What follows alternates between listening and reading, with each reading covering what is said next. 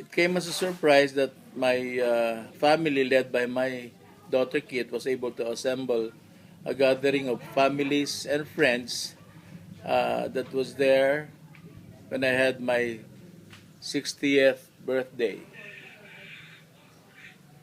Uh,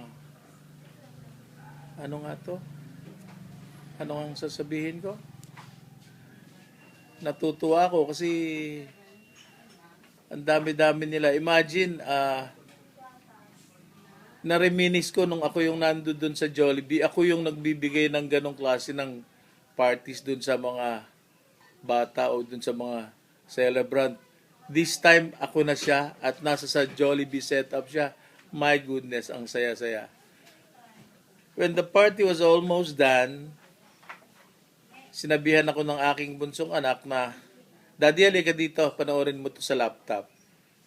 And the best gift that I received during that day was seeing you people from distant far na binabati ako. My goodness, I almost cried.